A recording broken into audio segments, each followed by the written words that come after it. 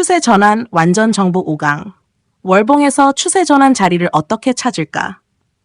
왜 월봉 추세 전환은 몇 년짜리 큰 흐름의 시작이 될 수 있을까? 4강에서는 긴 박스권과 역사적 고점 돌파를 공부했습니다. 몇 년 동안 넘지 못했던 가격을 돌파한다는 것은 단순히 차트의 선 하나를 넘는 것이 아니라고 했습니다. 오랫동안 쌓여있던 매물을 소화하고 시장이 그 기업을 바라보는 평가가 달라지고 있을 가능성을 보여주는 신호라고 했습니다. 오늘은 한 단계 더 나아가겠습니다. 이번에는 월봉 차트를 펼쳐놓고 실제로 추세 전환이 시작되는 자리를 어떻게 찾는지 공부하겠습니다. 그리고 아주 중요한 질문 하나를 생각해 보겠습니다. 왜 월봉에서 추세가 바뀐 종목은 몇 달이 아니라 3년에서 5년 정도의 긴 상승 흐름으로 이어질 가능성이 있을까요? 오늘은 이것을 아주 쉽게 알아보겠습니다. 먼저 월봉이 무엇인지부터 간단하게 확인하겠습니다. 일봉은 하루의 주가 움직임을 봉 하나로 보여줍니다.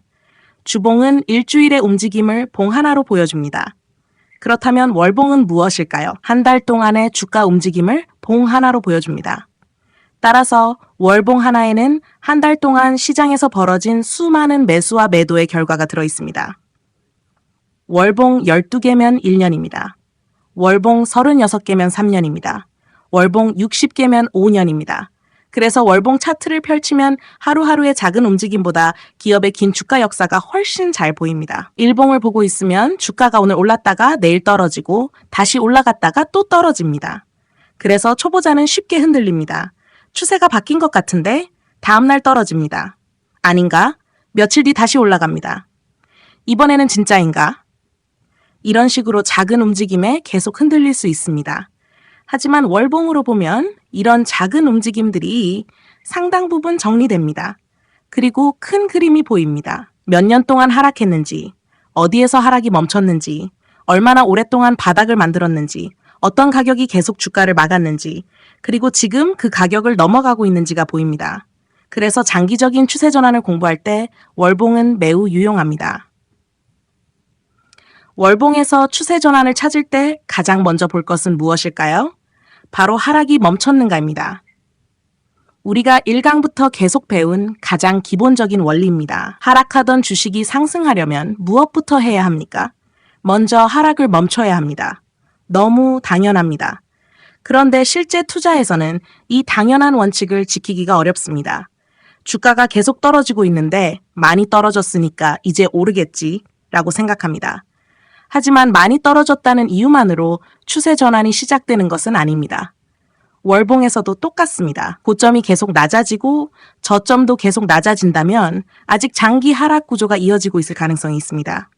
따라서 첫 번째로 낮아지는 저점이 멈추는지를 봅니다. 예를 들어 보겠습니다. 어떤 종목이 10만원, 8만원, 6만원, 4만원, 3만원까지 몇 년 동안 내려왔다고 하겠습니다. 그런데 3만원 부근에서 더 이상 크게 떨어지지 않습니다. 3만원, 3만 2천원, 2만 9천원, 3만 3천원 이런 식으로 비슷한 가격에서 오랫동안 움직입니다. 이때 바로 바닥이다 라고 확정하는 것은 아닙니다. 하지만 중요한 변화가 생겼습니다. 무엇입니까? 하락 속도가 멈추기 시작한 것입니다. 이것이 첫 번째 관찰 지점입니다. 두 번째로 볼 것은 바닥을 만드는 시간입니다. 주가가 크게 하락한 뒤 바로 상승하는 경우도 있습니다. 하지만 장기간 하락했던 종목은 바닥에서 상당한 시간을 보내는 경우가 있습니다.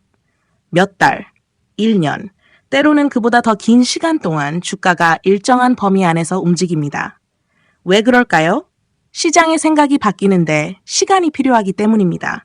예전에는 팔고 싶은 사람이 많았습니다.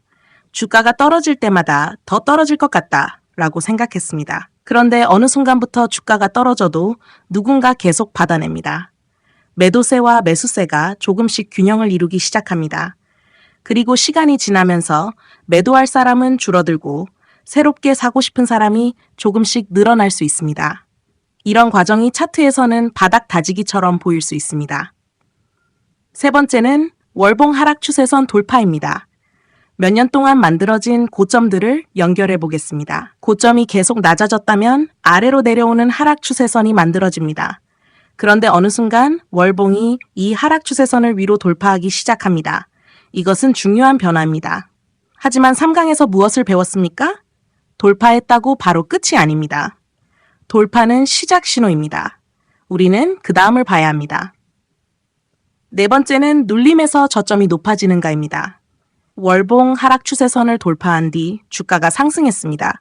그리고 다시 조정을 받습니다. 이때 아주 중요합니다. 과거 저점까지 다시 내려가느냐, 아니면 그보다 높은 곳에서 하락을 멈추느냐. 만약 이전 저점보다 높은 가격에서 지지를 받고 다시 상승하기 시작한다면 장기 차트의 구조가 조금씩 바뀌고 있는 것입니다. 낮아지는 저점에서 높아지는 저점으로 바뀌는 것입니다. 이 변화가 매우 중요합니다. 그리고 다섯 번째, 이전 고점을 돌파하는가를 봅니다. 저점이 높아졌습니다. 좋습니다. 하지만 아직 하나가 남았습니다. 주가가 다시 상승하면서 이전에 만들어 놓았던 고점을 넘어야 합니다. 그래야 낮아지는 고점도 끝나고 높아지는 고점이 만들어지기 시작합니다. 이제 차트의 구조가 낮아지는 고점, 낮아지는 저점에서 높아지는 고점, 높아지는 저점으로 바뀝니다. 이것이 우리가 계속 공부하고 있는 추세 전환의 핵심 구조입니다. 그런데 월봉에서는 여기에 하나를 더 볼 수 있습니다.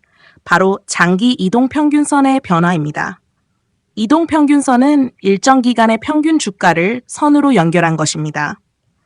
월봉에서도 여러 이동평균선을 볼 수 있습니다. 중요한 것은 숫자를 무조건 외우는 것이 아닙니다.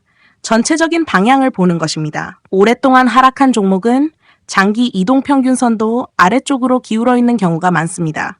주가가 잠깐 반등해도 위에서 내려오는 이동평균선에 막혀 다시 떨어질 수 있습니다. 그런데 시간이 지나면서 주가가 하락을 멈춥니다. 바닥을 만듭니다. 그리고 상승하기 시작합니다. 그러면 장기 이동평균선도 처음에는 하락 속도가 둔해지고 점점 평평해집니다. 그리고 시간이 더 지나면 위쪽으로 방향을 바꾸기 시작합니다. 이것 역시 장기 추세가 변화하고 있다는 것을 확인하는 보조 신호가 될 수 있습니다. 여기서 중요한 질문을 해보겠습니다. 왜 월봉에서 추세 전환이 일어나면 3년에서 5년 정도의 긴 흐름으로 이어질 가능성이 있을까요? 이유는 간단합니다. 큰 추세는 하루아침에 만들어지지 않기 때문입니다. 기업의 실적이 좋아지는데도 시간이 필요합니다. 산업의 사이클이 바뀌는데도 시간이 필요합니다. 시장의 평가가 바뀌는데도 시간이 필요합니다.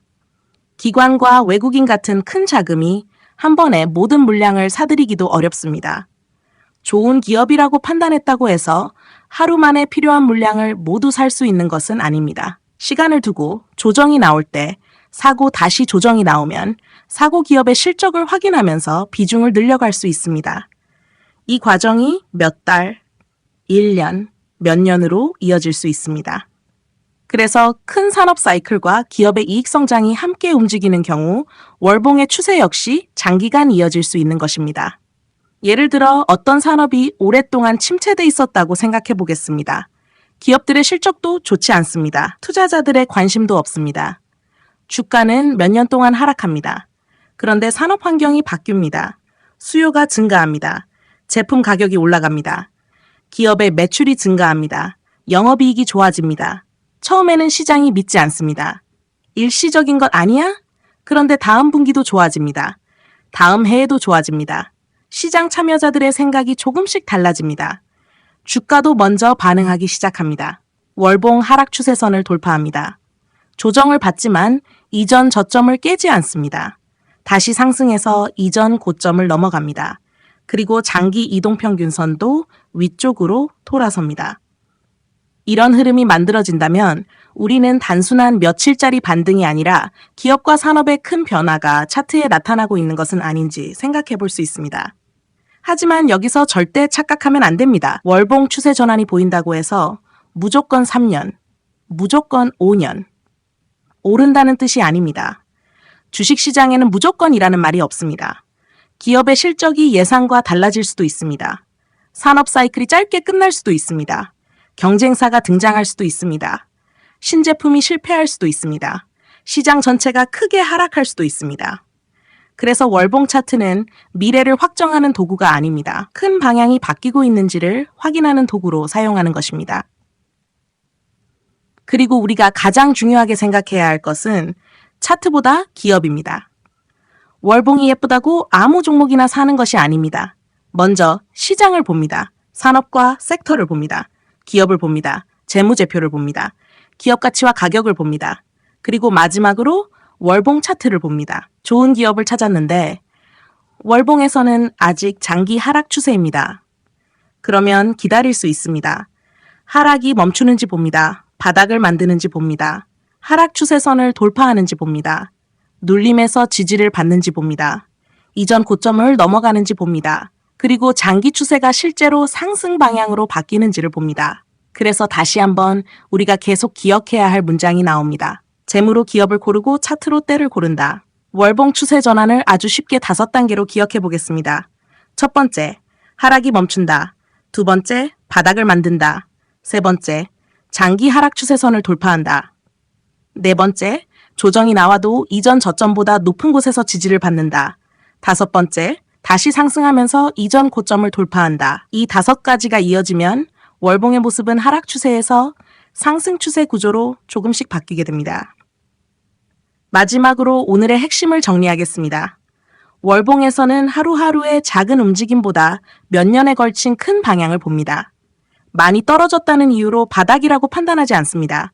먼저 하락이 멈추는지를 봅니다. 그 다음 바닥을 만드는 시간을 봅니다. 그리고 월봉 하락 추세선 돌파, 높아지는 저점, 이전 고점 돌파, 장기 이동평균선의 방향 변화까지 차례대로 확인합니다. 그리고 가장 중요한 것은 이 차트 변화의 뒤에 기업의 실적과 산업의 변화가 함께 있는가입니다. 오늘 기억할 핵심 문장은 이것입니다. 일봉은 작은 움직임을 보여주지만 월봉은 기업의 긴 역사를 보여준다. 그리고 월봉 추세 전환은 하루의 변화가 아니라 오랜 시간 쌓여온 시장의 힘이 바뀌는 과정이다. 마지막으로 하나 더 기억하겠습니다. 재무로 기업을 고르고 월봉으로 큰 때를 본다. 다음 6강에서는 월봉 추세 전환에서 실제로 많이 보게 되는 이동평균선의 정배열과 역배열은 무엇인지, 그리고 주가가 장기 이동평균선을 돌파하는 것이 왜 중요한지 아주 쉽게 연결해서 공부하겠습니다. 이상으로 추세전환 완전 정복 5강을 마치겠습니다. 감사합니다.